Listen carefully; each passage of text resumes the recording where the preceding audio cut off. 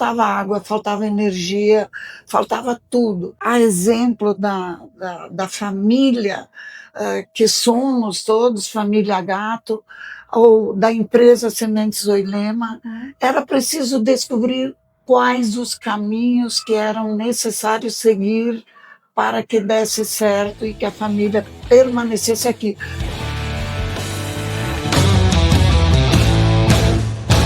Estamos hoje no oeste da Bahia e eu vim falar aqui sobre tradição, sobre dedicação, sobre um trabalho muito bonito feito de uma família que é uma das referências aqui da região, e não tinha jeito de eu trazer outra pessoa sem ser Carminha aqui, Dona Carminha, que em uns 3 ou 4 estandes que eu passei aqui da feira, gente, todo lugar as pessoas me indicavam, falavam: se você vai falar com alguém da região, tem que falar com ela. Então eu vim aqui conhecê-la ontem. Obrigada por ter aceitado, Carminha. Que bom estar aqui contigo.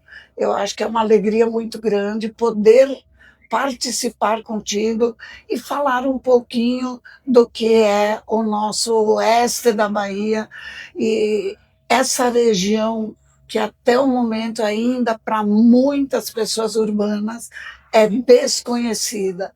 Eu sou Carminha Gato Mício, estou vice-presidente da Federação da Agricultura do Estado da Bahia, sou conselheira administrativa de uma empresa aqui, porque antes de sermos representantes institucionais, nós devemos ser naturalmente agricultores para poder representar com precisão, com segurança a classe trabalhadora. Então, sou a 4ª filha entre 10 irmãos de uma família migrante do sul do Brasil para o oeste da Bahia. E aí é um prazer estar conversando contigo. Que maravilha, Carminha. Que bom que a gente conseguiu marcar no meio dessa semana tão cheia de compromisso, né? A Bahia Farm Show é uma feira muito importante para a região aqui. É a maior feira, não é? Se a gente pensar norte e nordeste, certo? Certo. E fiquei sabendo uma coisa que nós já vamos contar aqui logo no começo aqui desse episódio para as pessoas, que a feira... Esse ano a gente teve uma mudança muito grande nas feiras no Brasil, a gente teve menos produtores visitando as feiras, menos negócio fechado, mas a Bahia Farm Show está diferente. Está muito diferente. Nós, graças a Deus, tivemos um aumento em torno de 35% na extensão de expositores, na quantidade de expositores, e mais um detalhe. Tínhamos uma expectativa de receber durante o período da Bahia Farm Show 120 mil visitantes. Antes de ontem superamos a meta e estamos, com certeza, hoje eu não tenho o número fechado, mas provavelmente já estamos alcançando 140 mil visitantes.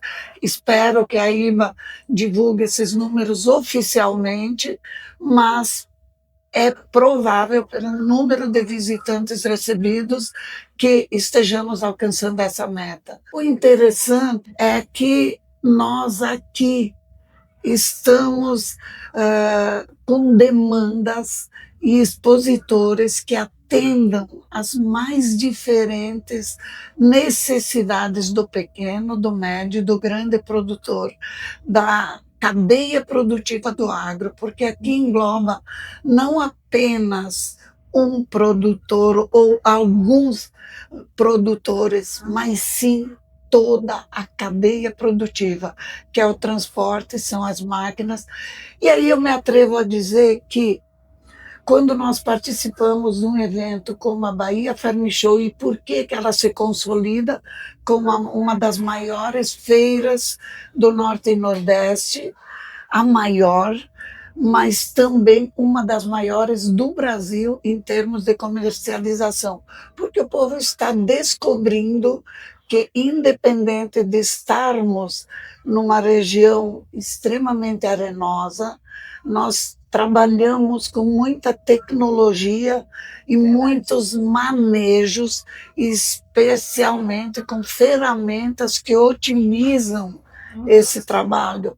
E aí eu volto a frisar, independente das demandas dos produtores, seja no transporte, seja na logística, né, óbvio, seja na agricultura, na pecuária, ou no conhecimento, porque aqui vem muita ciência, muito alinhamento, Verdade. muita inteligência artificial, e aí se comporta com isso que você está vendo e presenciando aqui no oeste da E Bahia. é assim, lindíssimo. Minha primeira vez na feira aqui, tá? E vou te dizer que das feiras todas que eu conheço Brasil afora, para mim é a das mais organizadas. Lindíssima feira, desde a entrada, sabe? Muito organizado, tudo muito limpo, tudo muito bonito, né? Os estandes com um capricho muito grande e as pessoas foram muito acolhedoras, né? A gente tem o costume de falar que o mineiro é muito acolhedor, mas eu fui muito bem acolhida aqui também, né? Então, assim, a gente vê que aqui é muito da cultura também das pessoas abraçarem as outras que estão chegando, né? De serem simpáticas com todo mundo. Aqui, na verdade, existe uma coisa que se chama tradição e cultura. Os migrantes todos que vieram de diferentes estados do sul do Brasil e aqui chegaram num solo que até a década de final de 70 e 80 era considerado um solo estéril, sem muito conhecimento, não podia dar errado. Era uma época de uma crise econômica que o Brasil vivia e aí era preciso fazer dar certo. E aí eu posso citar que, a exemplo da minha família, meu núcleo familiar e meu grupo familiar, que hoje detemos essa empresa que você está vendo aqui e que estamos falando sobre isso, não podíamos voltar às origens, porque não se tinha a possibilidade de voltar nós, por exemplo, que éramos migrantes do Rio Grande do Sul, para voltarmos lá, as terras não nos oportunizariam mais. A minha família, com 10 irmãos, cada um querendo constituir o seu legado, o seu sucesso, a sua família, então não se podia dar errado, mas fazer como? Tinha que vencer os desafios. E foi assim com a minha família e as inúmeras famílias que vieram de diferentes estados. E aí havia uma criação de associações de classe, de comunidades que se davam as mãos e se ajudavam, porque muitas vezes faltou água, muitas vezes faltou comida, e aí um ajudava o outro. E aquilo que nós considerávamos distantes em nossos estados acabava ficando perto, independente da demanda, em cima de um trator, em cima de um reboquinho que ia buscar o socorro no vizinho. Miriam, foram inúmeros desafios superados para hoje vocês ver e vivenciar cenários como esse.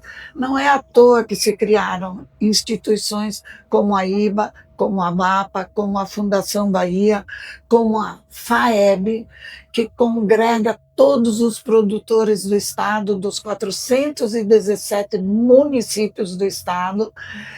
E aí a gente tem que dizer que isso começou nas famílias, naquelas famílias que sentiram a necessidade de suprir a carência de afeto, a carência de diálogo, a troca de ideias do que plantar naquela época, quanto ia chover, como fazer o manejo dessa terra para descobrir o que poderia ser o sucesso que hoje vivenciamos.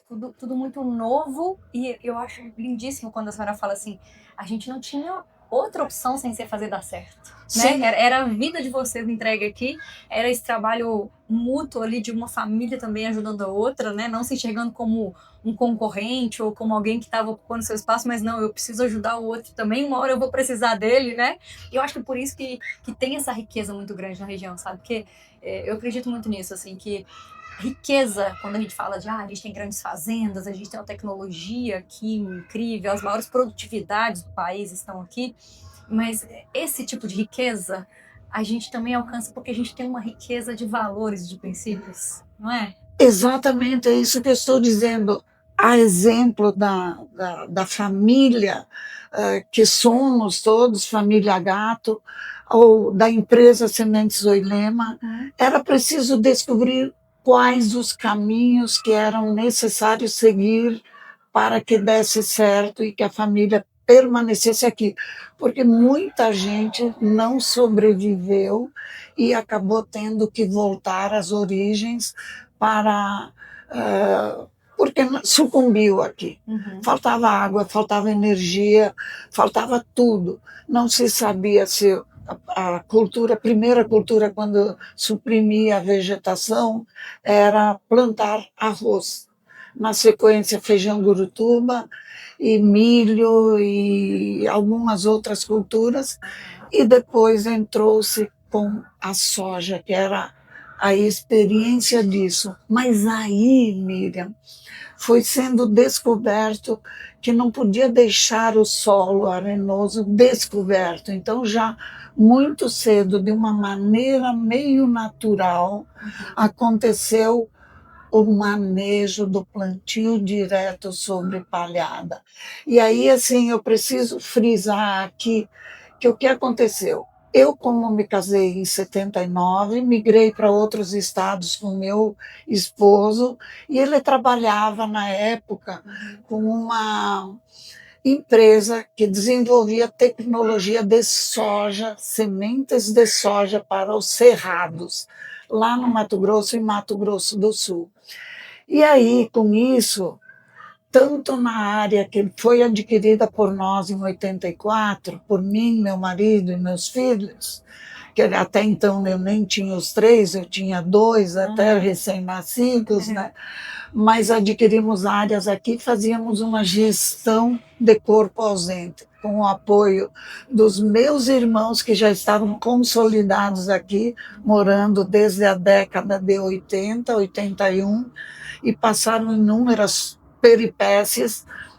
Aí, nas terras, nos campos deles e nas áreas compradas por nós, traziam-se experimentos com as sementes que eram desenvolvidas no Mato Grosso e Mato Grosso do Sul.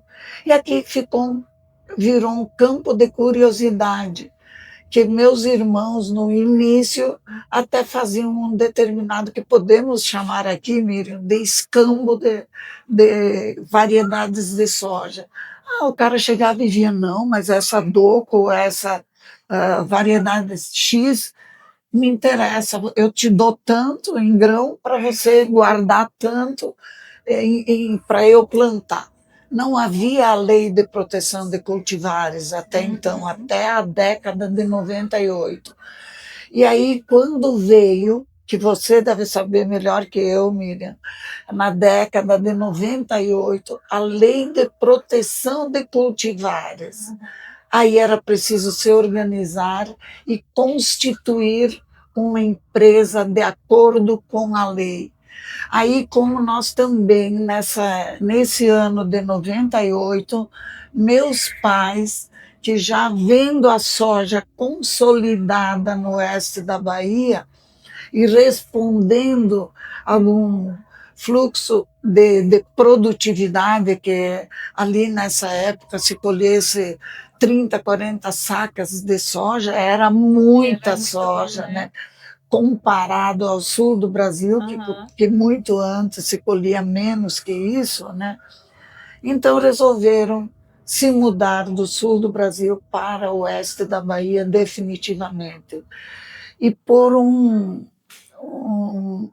uma decisão do destino, Deus quis fazer a transição deles dessa vida terrena para uma outra dimensão e os levou num acidente que ceifou a vida dos dois.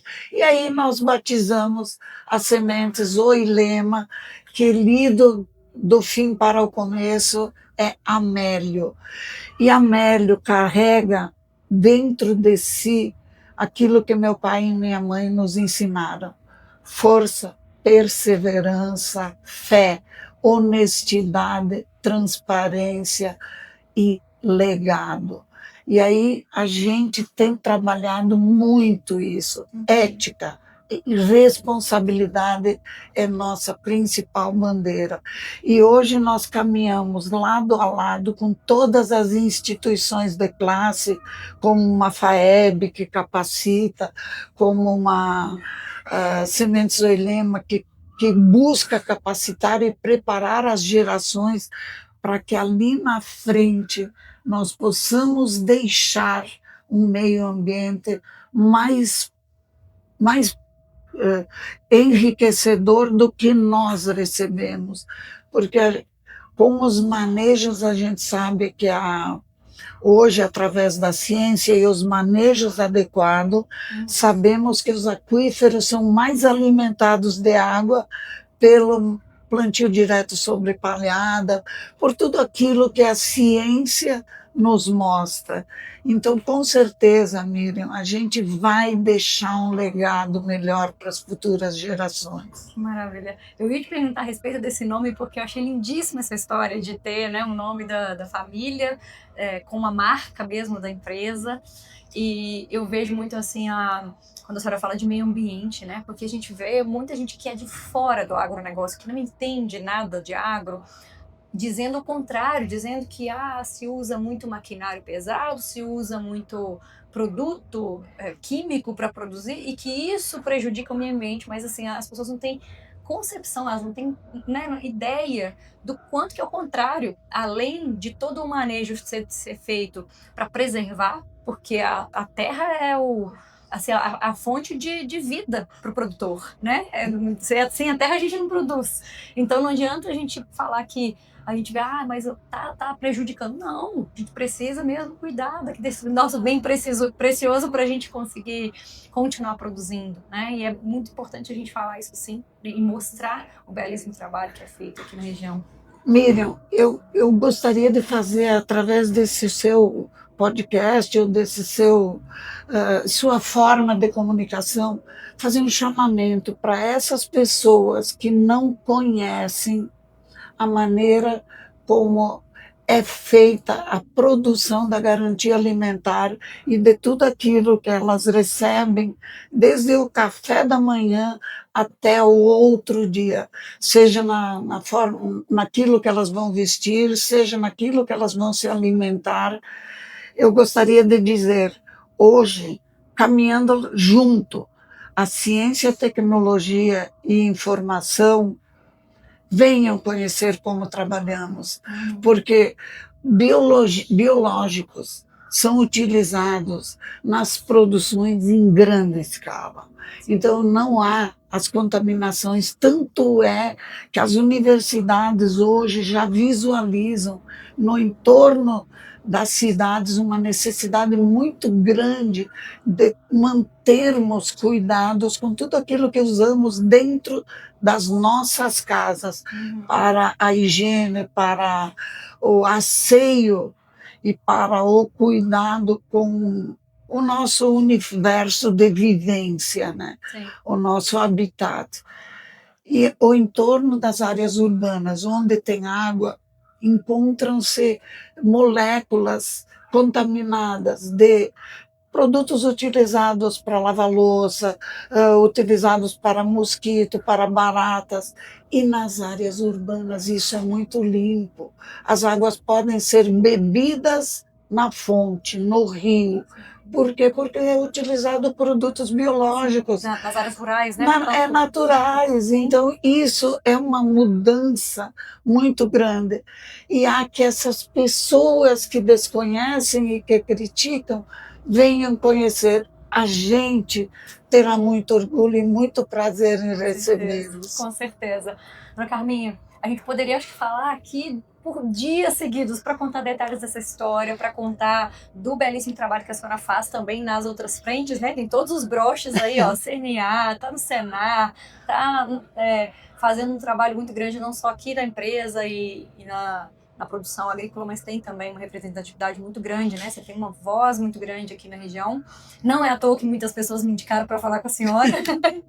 Mas para a gente deixar aqui uma mensagem final para as pessoas que estão aqui com a gente no podcast, no Agrovendas. Aqui a gente tem um público muito de quem trabalha dentro do agro, sabe? Assim, das pessoas que... E tenho certeza que a gente vai conseguir levar essa mensagem aqui também para muitas pessoas de fora do agro. Mas para quem está hoje no agronegócio, o vendedor, um gerente, uma pessoa que tem uma empresa no agronegócio. Eu falo que hoje todo mundo é um pouco gestor, né? O vendedor, ele tem a sua carteira de clientes para ele fazer a gestão. Então, ele tem um negócio na mão dele para ele cuidar. Qual que é a mensagem que a senhora deixa para essas pessoas? Capacite-se. Busque informação, conhecimento e preparo, porque o mundo precisa disso. Não tem outra forma.